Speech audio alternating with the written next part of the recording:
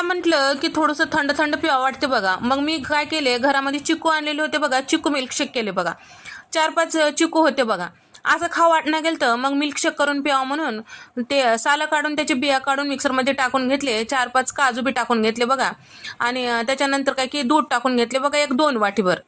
आणि नंतर काय केले, थोडं साखर टाकून घेतले बघा. साखर नाही आवडत तर तुम्ही खजूर टाकू शकता, नाहीतर नुसतं जर फिरवलं तर चालते.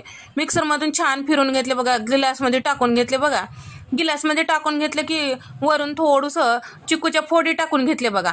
थोडेसे काजूचे तुकडे टाकून घेतले बघा, बर्फ टाकून घेतले बघा. बाजारात मिळते तसं सेम टू सेम घरात तयार झाले बघा चिकू मिल्कशेक. त्यामध्ये सगळ्याला थोडं थोडं दिले बघा. सगळेजण म्हणजे लई तारीफ केलेत बघा, लई छान केलीस म्हणलेत. बाजारातून आणलीस का म्हणलेत बघा. मी म्हणले नाही, घरीच केले म्हणले बघा. तर लई सोपी रेसिपी आहे की हो. तुम्ही बी सबस्क्राईब करा आणि लाईक करून जावा. आणि कसं वाटले कमेंट करून सांगा बघा. नंतरच्या रेसिपीमध्ये